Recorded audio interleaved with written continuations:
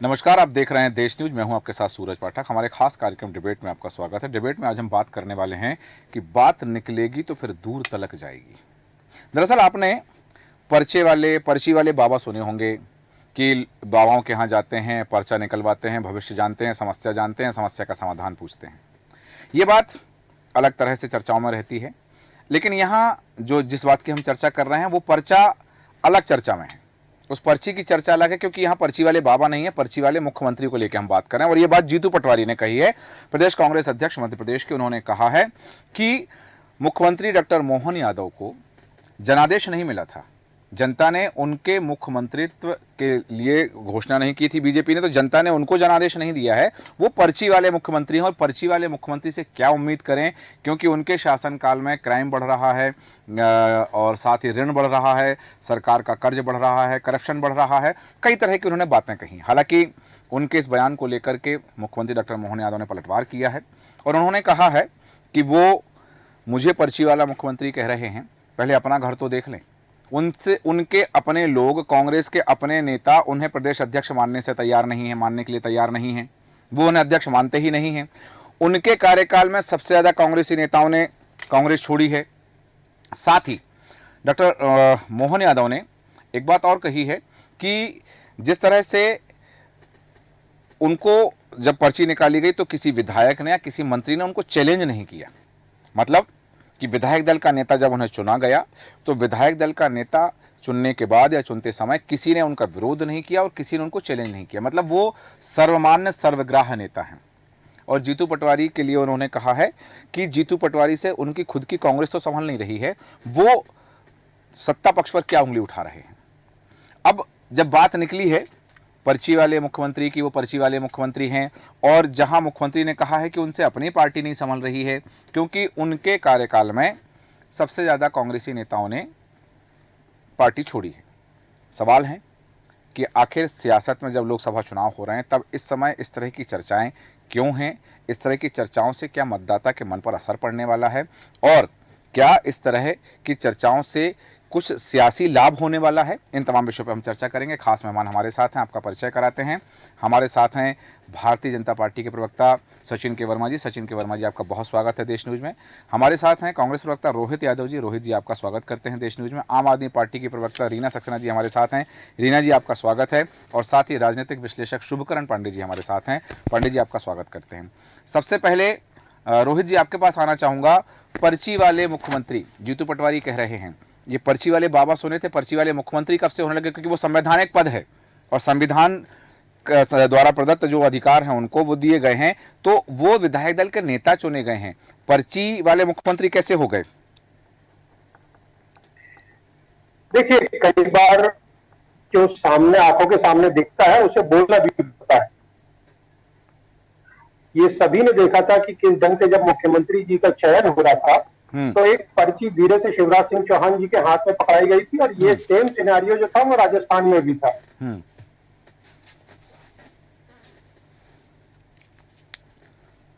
जी रोहित जी।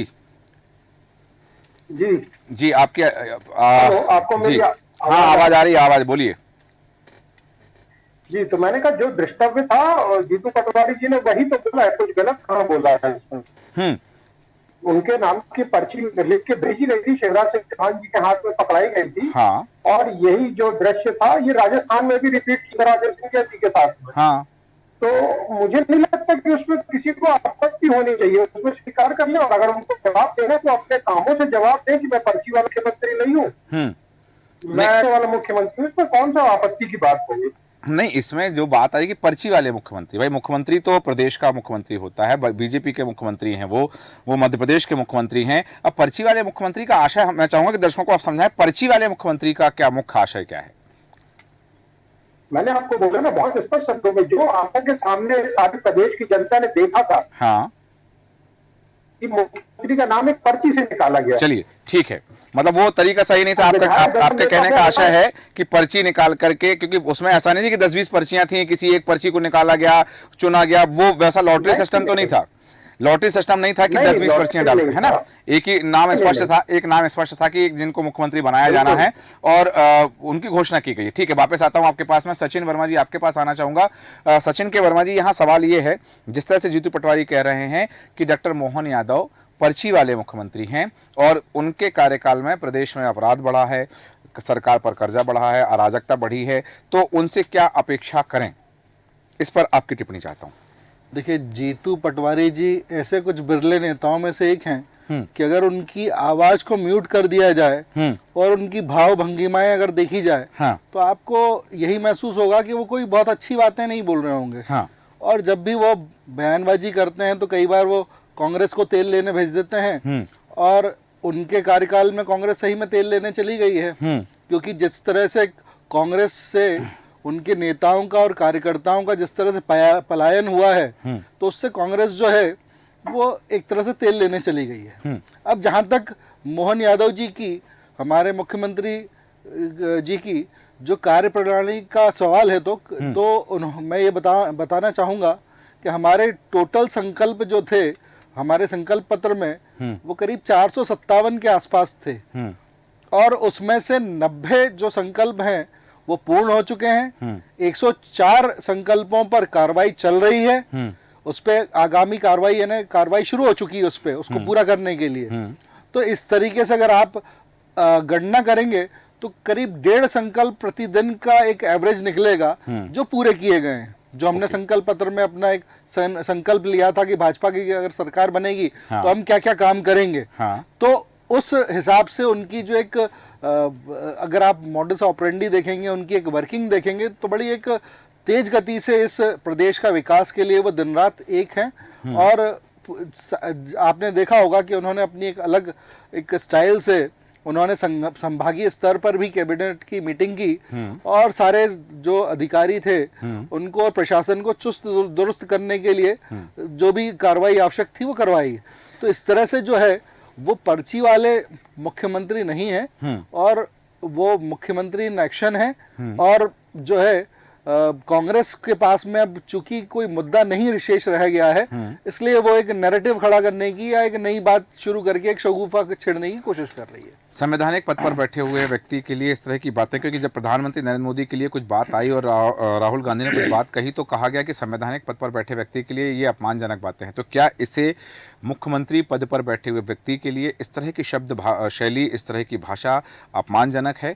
आप मानते हैं, और यदि मानते हैं तो क्या उनके बयान को लेकर के चुनाव आयोग जाएंगे या फिर किसी तरह की वैधानिक कार्रवाई की मांग करेंगे? देखिए, अब जी आ रहा हूं आपके पास रोहित जी। जीतू पटवारी जी के खिलाफ में तो अब अनगिनत केसेस लग सकते हैं। वो तो अपनी खुद की पार्टी को तेल लेने भेजते हैं। वो जब भी कुछ मुंह खोलते हैं तो कुछ ना कुछ इस तरह की जो है बदजुबानी करते हैं कि उससे एक कंट्रोवर्सी अपने आप खड़ी हो ही जाती है। ठीक है। अभी उन्होंने थोड़े दिन पहले भी कुछ जो है कुछ अपशब्दों का उपयोग किया था। तो इस तरह से मैंने यही बताया कि अगर उनको म्यूट करके भी उनको देखा जाए, उनकी भाव भंगिमाओं को, तो ऐसा ही लगेगा आपको कि वो कुछ ना कुछ एक गलत बयानी कर रहे हैं, एक अपशब्दों का उपयोग कर रहे हैं। चलिए ठीक है, वापस आता हूँ। रोहित जी, आप कुछ कहना चाह रहे हैं? जी, वर्मा जी ने यहाँ पे मेरे मित्र हैं सचिन भाई, उन्होंने एक बड़ी अच्छी बात कही कि हम संकल्प पूरा कर रहे हैं। हाँ। और बहुत तेजी के साथ कर रहे हैं। तो मैं उनसे 3 संकल्पों की याद दिलाना चाहता हूं जो पब्लिकली हमारे प्रधानमंत्री जी ने आज से 10 साल पहले करे थे। उसका क्या हुआ? काला धन क्या वापस आ गया? दूसरा उनका संकल्प था पब्लिक के बीच में कि 2 करोड़ रोजगार प्रति देंगे। 20 करोड़ रोजगार कहाँ गए? एक और था कि 15 लाख रुपए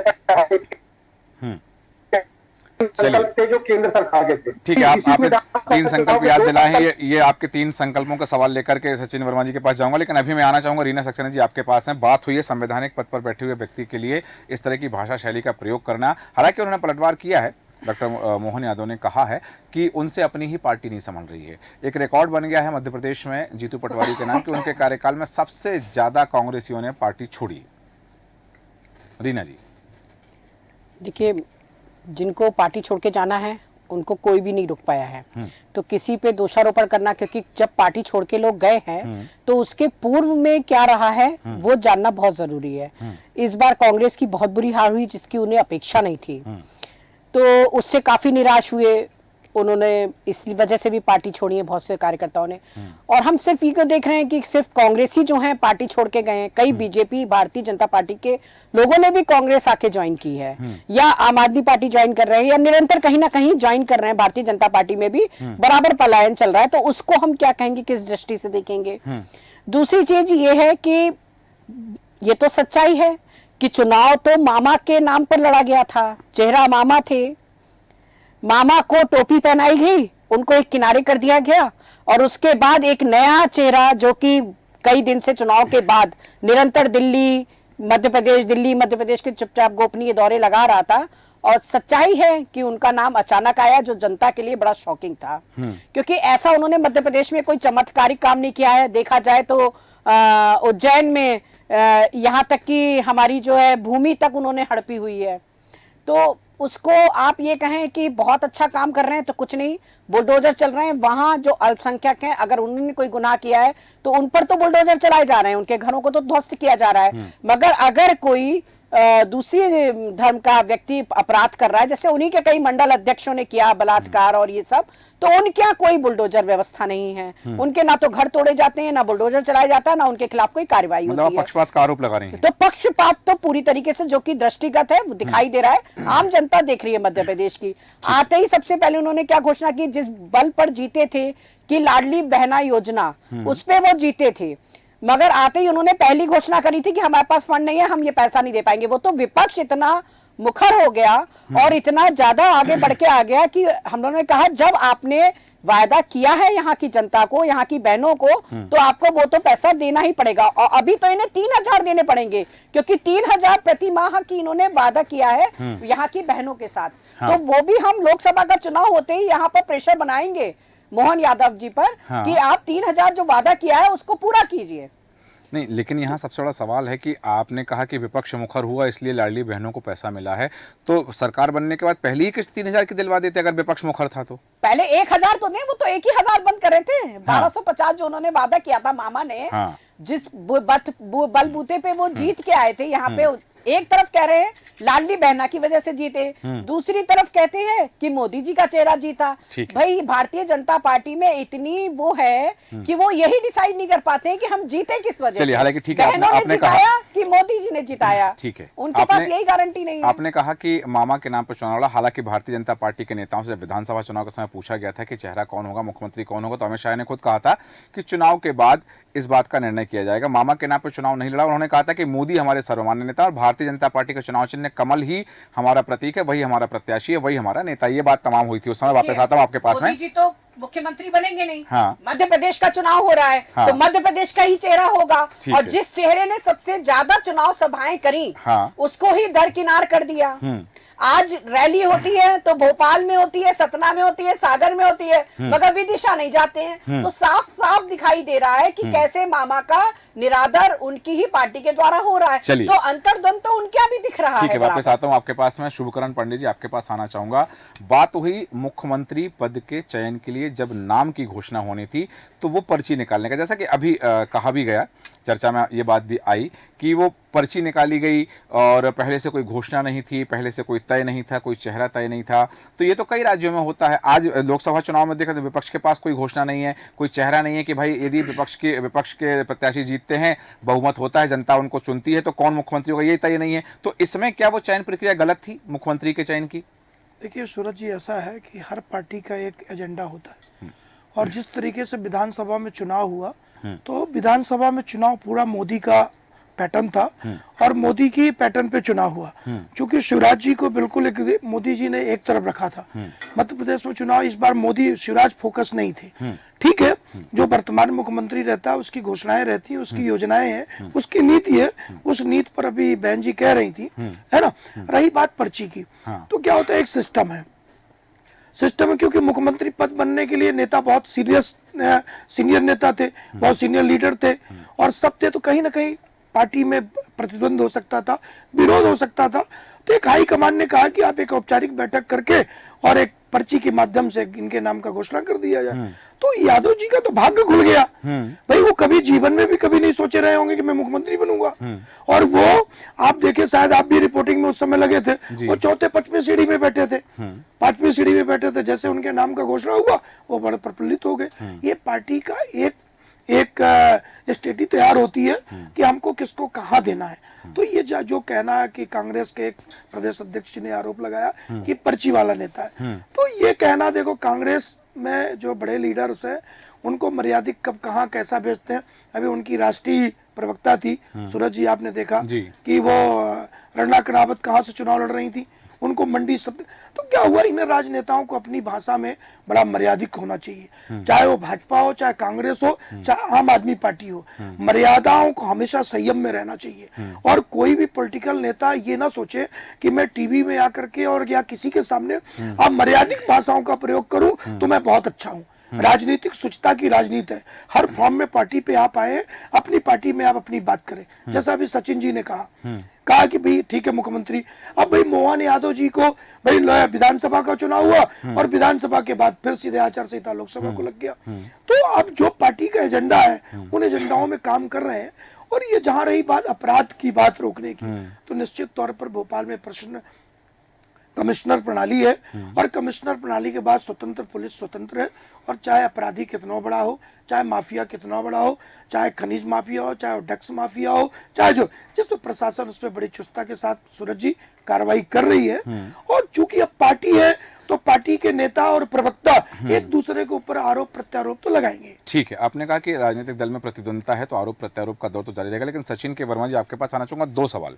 एक सवाल, जैसा कि अभी रीना सक्सेना जी ने कहा कि यहाँ जो वर्तमान सरकार है, वर्तमान सरकार पक्षपात कर रही है, कहीं बुलडोजर चलता है, कहीं बुलडोजर नहीं चलता है, एक ये आरोप लगाया गया। तीसरा, जो रोहित यादव जी ने कहा कि आपने कहा कि हम घोषणाएं पूरी कर रहे हैं, वादे निभा रहे हैं और संकल्पों को पूरा कर रहे हैं, तो उन कुछ संकल्पों पर रोहित यादव जी ने ध्यान आकर्षित कराया है।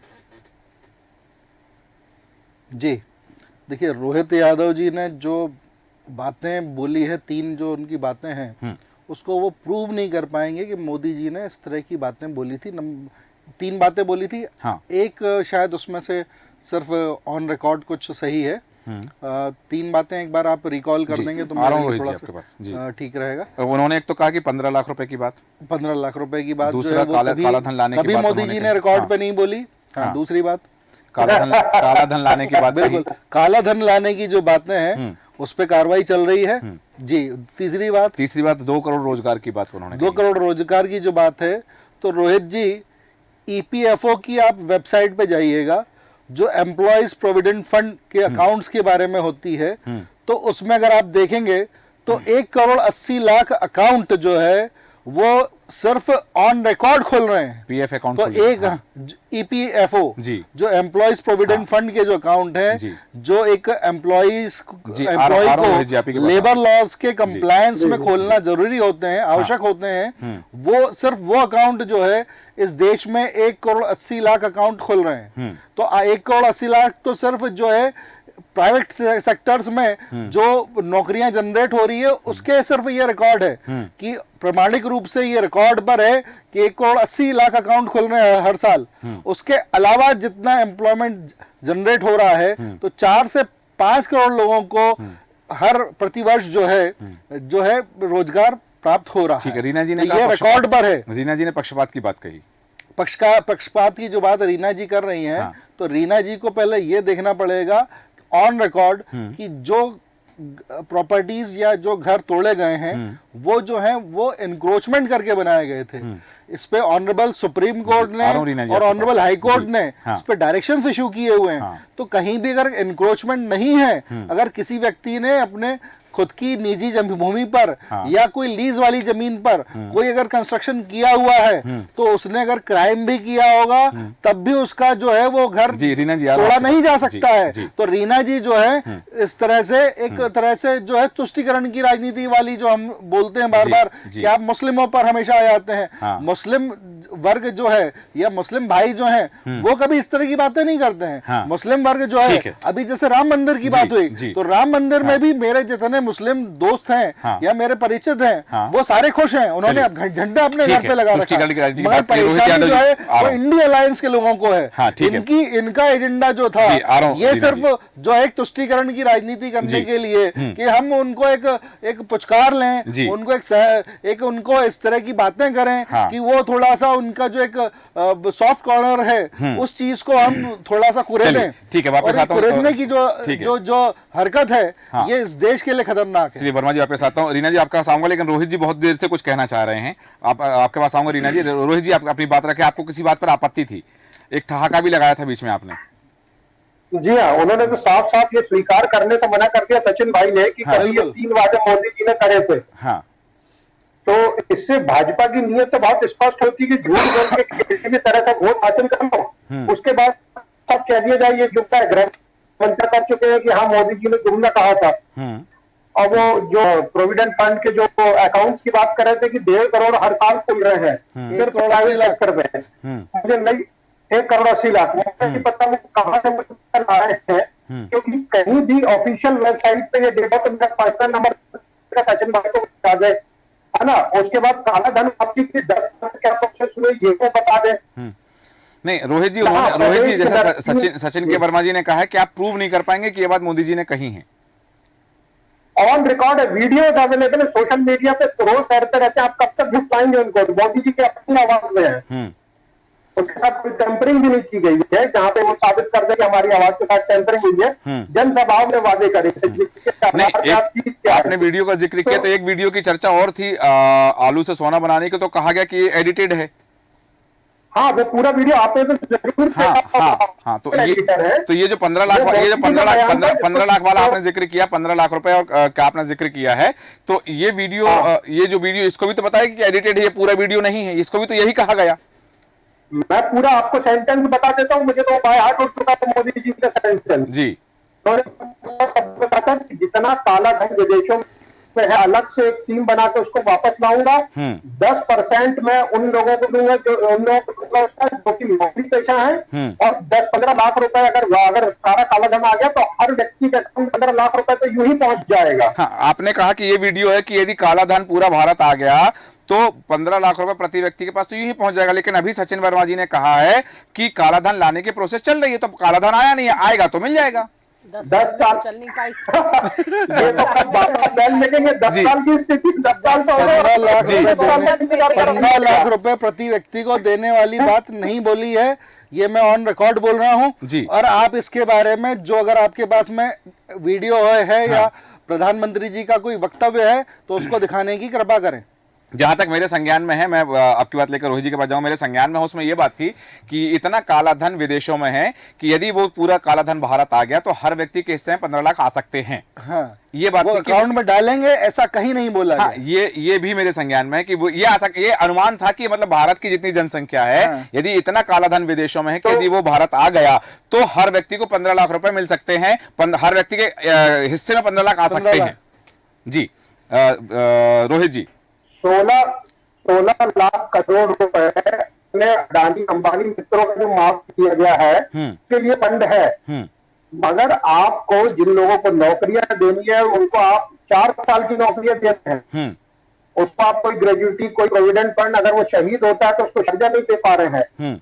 आप किसानों का कर्ज माफ नहीं कर पा रहे हैं, जिसके बेस पे आप घर पे आते हैं। लड़की बहनों को 3000 रुपए कब मिलेगा? किसान कर्ज माफी का सवाल तो कांग्रेस पर उठा था कि कांग्रेस किसान कर्ज माफी के नाम पर सरकार में आई थी 2018 मध्य प्रदेश में और कर्ज माफी नहीं की, इसलिए सरकार चली गई।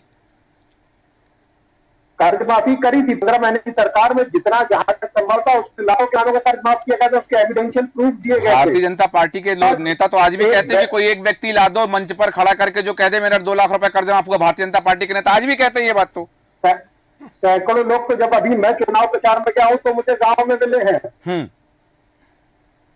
चलिए ठीक है, वापस आता हूँ रीना जी, आप कुछ कहना चाह रहे थे, अपनी बात रखें। जैसा कि उन्होंने कहा कि पक्षपात नहीं हो रहा है, सचिन के वर्मा जी ने कहा है कि पक्षपात नहीं हो रहा है, तुष्टीकरण की राजनीति को बढ़ावा देने के लिए और एक वर्ग विशेष के वोट को साधने के लिए आपने ये बात कही है। देखिए, वर्ग विशेष की बात करें तो जहां ये लोग कहते हैं भारतीय जनता पार्टी कि हम साध रहे हैं, इंडिया गठबंधन साध रहा है, मगर हकीकत ये उल्टी है। जितना भी काम कर रहा है भारतीय जनता पार्टी ने किया तुष्टीकरण के लिए, वो चादर चढ़ाने भी जाते हैं, वो 3 तलाक की भी बात करते हैं, मतलब जितनी सुविधाएं हैं देने की बात, तो तुष्टीकरण की तो बात ना ही करें, भारतीय जनता पार्टी के मुख से अच्छी नहीं लगती। नहीं, सुविधाओं की बात कही रीना जी, आपने कहा सुविधाओं की बात, वो अल्पसंख्यकों के साथ रह नहीं, आपने सुविधा की बात कही, तो कर्नाटक में तो कांग्रेस की सरकार है ना। दूसरी चीज सबसे बड़ी बात बताऊं मैं आपको, जो ये बात है कि मैंने झूठ नहीं बोला है, अभी 2 दिन पहले 3 दिन पहले ही यहाँ पे ही बुलडोजर चला है, जिसके घर पे उसके माता पिता रो रहे थे।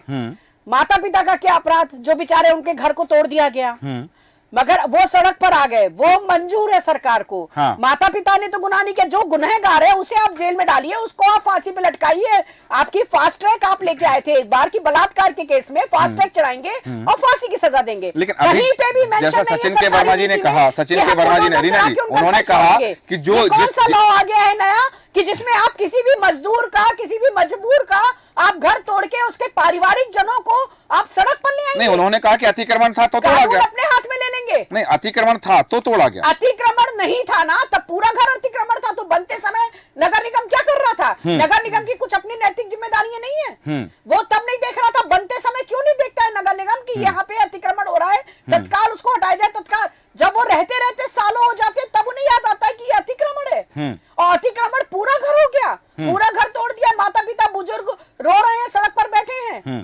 तो ये वाली चीज है कि जो नीति होनी चाहिए वो एक सी होनी चाहिए। अगर एक सा हम दे रहे एक बात करते ही नहीं है, सब एक, वो एक इलेक्शन एक देश की तो बात करेंगे, मगर एक देश एक शिक्षा एक समान अधिकार उसकी बात नहीं की जाएगी। जब हम एक देश के रहवासी हैं तो हमें एक सी शिक्षा मिलनी चाहिए ना। आज बेचारा जो नॉर्थ ईस्ट में है वो यूपी में आ जाए, या यूपी वाला मध्य प्रदेश में आ जाए, शिक्षा के लिए उसके बच्चे या तो उसे वहां छोड़ने पड़ते हैं या साथ में ले जाए, तो उसकी शिक्षा पर अंतर पड़ता है। तो शिक्षा की बात नहीं करी जाएगी। बढ़ेगा इंडिया तभी बढ़ेगा इंडिया, ये नारा तो दिया जाएगा, मगर शिक्षित नहीं किया जाएगा, तभी तो अंधविश्वासों पे उसे फंसाया जा सकता है, झूठी नए इतिहास बना बना के सुनाए जा सकते हैं। आ रहा हूं रोहित जी। रीना जी, एक बात कहना चाहूंगा, दिल्ली पंजाब के ऐसे तकरीबन 20 लोगों को मैं जानता हूं जो बेंगलुरु में शिक्षा ग्रहण कर रहे हैं, तो क्या वहां भी शिक्षा की व्यवस्था नहीं की गई? इसलिए भाई देखिए, वो जो कर रहे हैं बेंगलोर में वो किसी कारणवश गए होंगे ना। वही मैं कहना चाह रहा हूँ, यदि यूपी का व्यक्ति मध्य प्रदेश आ रहा तो किसी कारणवश आ सकता है ना। नहीं, वो चीज नहीं, मैं ट्रांसफर की बात कर रही हूँ। जिनके ट्रांसफर हो जाते हैं, जो सरकारी नौकरी में जो अधिकारी ट्रांसफर हो जाते हैं, उनको अपने बच्चों को छोड़ के आप दूसरा स्टेट तो छोड़ दीजिए, आप मध्य प्रदेश में ही भोपाल से अगर ग्वालियर जा रहे हैं, भोपाल से दतिया जा रहे हैं, भोपाल से आप अगर सागर जा रहे हैं, सतना जा रहे हैं, हर जगह शिक्षा बदल रही है। आप वो भी छोड़ दीजिए दूसरा शहर, आप तो भोपाल के ही एक महर्षि से अगर दूसरे स्कूल में चले जा रहे हैं तो आपका जो है वहां पे शिक्षा का स्तर अलग हो जाता है। तो हम एक शिक्षा नहीं दे पा रहे हैं। हर साल किताबें बदल रही हैं, हर साल यूनिफॉर्म बदल रही है, माता पिता परिजन कितने परेशान है, उस चीज पर ध्यान नहीं दिया जा रहा है। ठीक है, वापस आता हूँ आपके पास में। पांडे जी कुछ कहना चाह रहे हैं, वापस आऊंगा, लेकिन अभी रोहित जी कुछ कहना चाह रहे हैं। कम शब्दों में बात रखेगा, समय की सीमा को देखते हुए रोहित जी बहुत कम शब्दों में अपनी बात रखिएगा। मैं सिर्फ एक मुद्दे की बात कहना चाह रहा हूँ। ये इनकी ऑफिशियल रिपोर्ट है कि 91,000 स्कूल पूरे हिंदुस्तान में बंद कर दिए गए हैं। तो ये एक रणनीति के तहत किया जा रहा है कि अगर लोगों को शिक्षा के लिए उनको ना करती शिक्षा, गरीब आदमी पढ़ेगा नहीं। 80 करोड़ लोगों को ये मुफ्त में भोजन देते हैं। अभी मेरे भाई यहाँ पे दावा कर रहे थे 1.5 साल ईपीएफ के अकाउंट खुल रहे हैं, तो ये 80 करोड़ लोगों को मुफ्त भोजन इनको क्यों देना पड़ रहा है? ये कौन लोग हैं जो गरीब?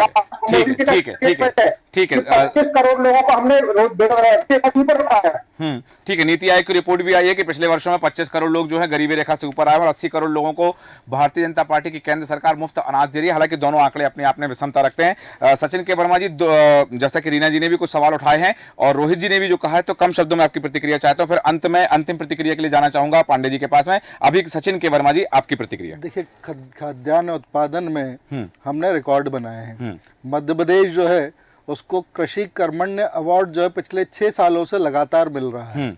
हमारा जो है जो दलहन उत्पादन जो है वो देश में प्रथम नंबर पर है। पूरे नेशनल एवरेज का 32% जो है उसका कंट्रीब्यूशन मध्य प्रदेश करता है। उसके अलावा जो तिलहन का उत्पादन है वो भी 27%। पूरे राष्ट्रीय स्तर पर 27% जो है वो कंट्रीब्यूट करता है मध्य प्रदेश। ठीक है, ऑर्गेनिक फूड, जैविक फूड की अगर बात करें तो उसका 40% जो है मध्य प्रदेश कंट्रीब्यूट करता है, मध्य प्रदेश कंट्रीब्यूट करता है। तो हमारा जो खाद्यान्न का उत्पादन जो है वो एक बम्पर स्तर पे हमने जो है उसको किया है। तो इसलिए जो है वो खाद्यान्न बांटा जा रहा है। खाद्यान्न बांटने का मतलब ये नहीं है कि वो सारे लोग गरीबी रेखा के नीचे हैं। वो लोग ऐसे तबके के लोग हैं जिनको गरीबी रेखा के ऊपर होने के बावजूद भी सरकारी सहायता की जरूरत है, तो उनको सरकारी सहायता के रूप में दी जाएगी। अगर ये उनकी इच्छा है कि वो उसको ले या ना ले, लेकिन उनको वो सरकारी सहायता दी जा रही है, क्योंकि कोविड के बाद में अब ये देश जो है फिर से पुनः खड़ा हो रहा है। तो इसलिए ये एक सहायता है। ठीक है रीना जी, 10 सेकंड में अपनी बात रखा समय की सीमा को देखते हुए। देखिए, अगर एक तरफ हम आगे बढ़ रहे हैं, हमारे यहाँ बेरोजगारी खत्म हो रही है, हमारे यहाँ महंगाई खत्म हो गई है, सब कुछ हो गया है, तो हमारा देश तो बहुत उन्नत पे आ गया है। उन्नत पे आ गया है, तो जहां भारतीय जनता पार्टी का कहना ये है, तो फिर ये मुफ्त राशन बांटने का, कहाँ कहते हैं मुफ्त को रेवड़ी। आज तक भारतीय जनता पार्टी यही तो चिल्लाती आई है कि रेवड़ी क्यों बांटी जा रही है, रेवड़ी क्यों बांटी जा रही है। छोटा सवाल, आपने कहा कि सब कुछ चाहिए तो भारत उन्नति करेगा, भारतीय जनता पार्टी की आंकड़े गिनती की एंड चुनाव पे बांटने की क्या जरूरत नहीं। 2014 में भारत जो है 11वीं अर्थव्यवस्था था, आज 5वीं अर्थव्यवस्था, तो तरक्की तो हुई है। तो मैं वही तो कह रही हूँ कि तरक्की हुई है, मैं गर्व है तरक्की हुई है। तो फिर ये अब लोकसभा चुनाव में ऐसा क्या जरूरत पड़ गई केंद्र सरकार को कि हम 80 करोड़ लोगों को मुफ्त राशन बांट रहे हैं। कोरोना से बांट रहे हैं।